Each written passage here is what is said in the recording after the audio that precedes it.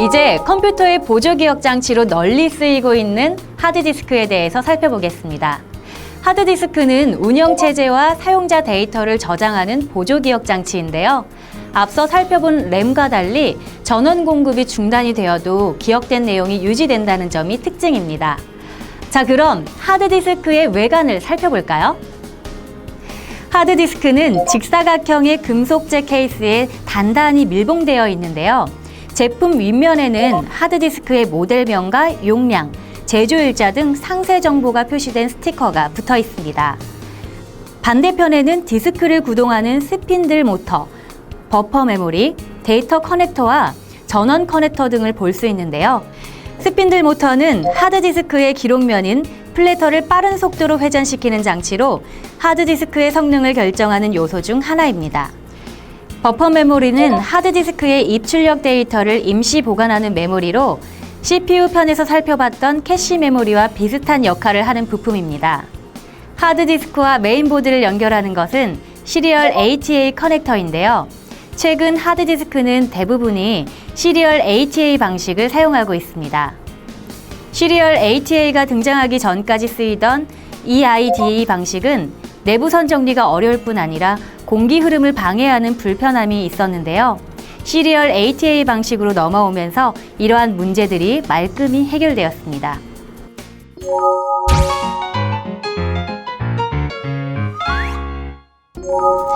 하드디스크 안에는 데이터 기록면인 플래터와 데이터를 읽고 쓰는 헤드 등의 주요 부품들로 구성되어 있는데요. 플래터는 하드디스크의 데이터가 기록되는 금속의 원판입니다. 하드디스크, 즉 단단한 디스크라는 이름은 플래터가 딱딱한 재질인 데서 유래된 것인데요. 2.5인치, 3.5인치와 같은 하드디스크의 규격 역시 플래터의 지름에 따라 나눠집니다. 헤드는 데이터의 읽기 및 쓰기를 담당하는 부품인데요. 암 끝에 달린 상태로 빠른 속도로 회전하는 플래터 위를 직선으로 움직이게 됩니다. 또한 헤드는 플래터 표면에서 10억 분의 3m 정도로 아주 미세하게 떠 있는데요. 이것은 전보 747 여객기가 지상에서 3cm 높이로 날아가는 것과 같습니다. 이렇게 민감한 부품으로 이루어진 하드디스크는 충격에 매우 약하므로 충격을 주지 않도록 조심해야 합니다.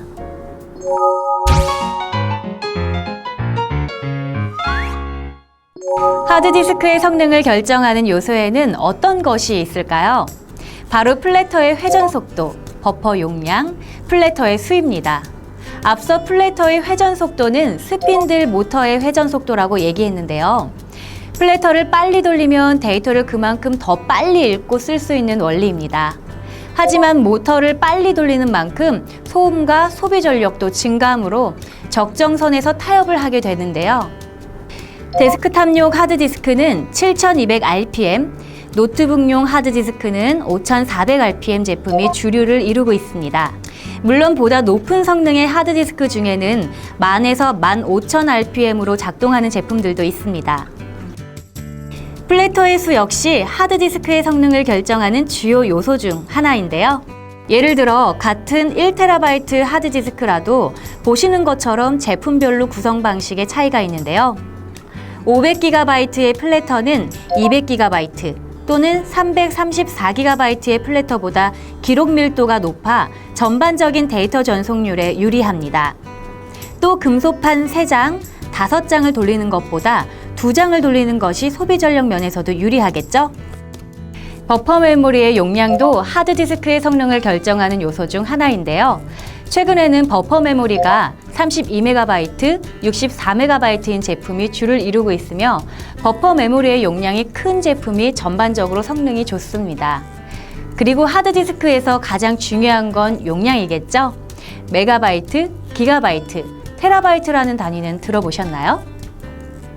PC에서 데이터의 최소 단위는 이진법의 한 자릿수로 표현되는 비트입니다.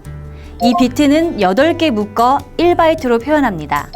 이 바이트가 모여 1024바이트가 되면 1KB, 1024KB 되면 1MB, 1024MB가 모이면 1GB가 되는 것입니다. 결과적으로는 10조 9,951억 1,162만 7,776바이트가 1테라바이트가 되는 것이죠. 와, 읽는 것도 숨찰 지경입니다. 이렇게 숫자가 많아지니 킬로, 메가, 기가, 테라로 표현하는 것이 당연하겠죠? 하지만 하드디스크에 표기된 용량과 실제 윈도우에서 인식하는 용량이 꽤 차이가 납니다. 이런 차이점 때문에 제조사에 항의하시는 분도 꽤 많다는데요. 원인을 알면 꽤 간단합니다. 아까 알아본 계산법에서 1024 단위로 단계가 올라갔었죠? 이는 윈도우에서 인식하는 방식입니다. 하지만 하드디스크 제조사에서는 1000 단위로 올리기 때문에 용량 차이가 나는 것인데요. 가령 500GB라 표기된 하드디스크의 경우 총 용량이 5001억 521만 6,000바이트지만 실제 윈도우에서는 465GB로 인식되는 걸 볼 수 있습니다. 왠지 손해보는 느낌이 없진 않지만 계산 방식에 따른 차이점이니 감수해야겠죠?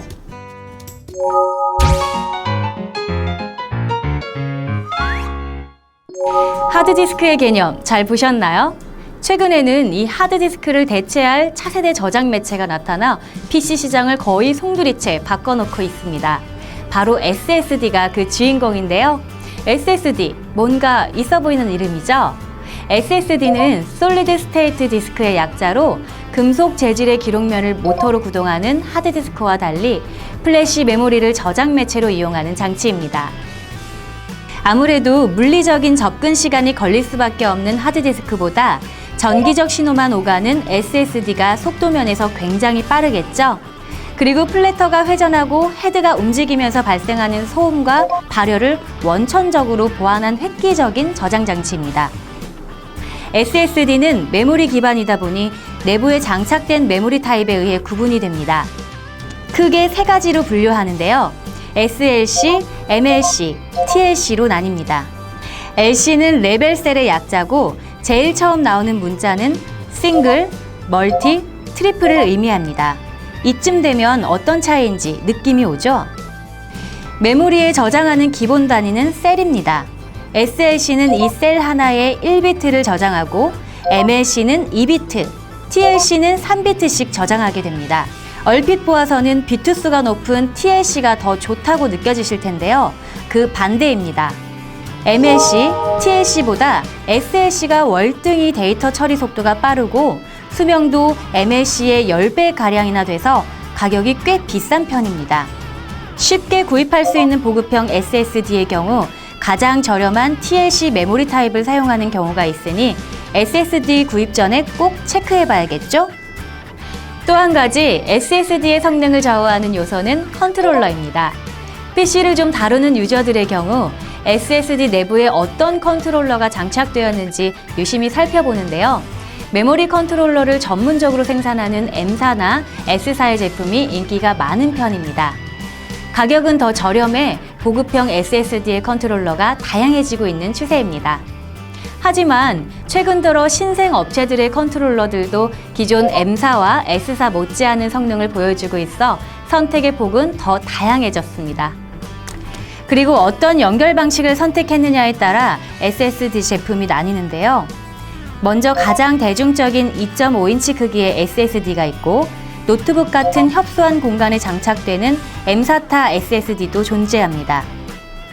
그리고 메인보드에 PCI 익스프레스 슬롯에 장착하는 타입도 있으니 자신의 PC 환경에 맞추어 고르는 게 현명한 방법입니다. 최근에는 시리얼 ATA 방식을 뛰어넘는 M.2라는 새로운 연결 방식이 고급형 메인보드에 장착되어 나오고 있습니다. SSD는 최근 128GB 제품이 거의 주류를 이루고 있습니다. 하드디스크는 1000GB, 즉 1TB를 넘어 6TB까지 나오는데요.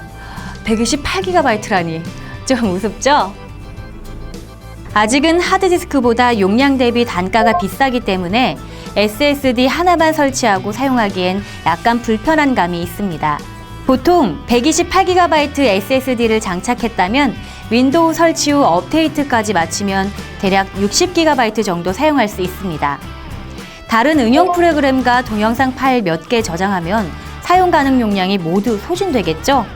그래서 SSD에는 윈도우와 같은 운영체제와 로딩이 긴 게임을 저장하고 용량이 큰 하드디스크에는 동영상 파일이나 작업 파일을 저장하는 방법이 대세로 자리 잡았습니다. 하지만 최근에는 256GB, 512GB 제품의 가격이 많이 하락했기 때문에 걱정은 점점 사라지는 추세입니다. 언젠가는 SSD가 하드디스크의 용량을 따라잡을 날이 오겠죠?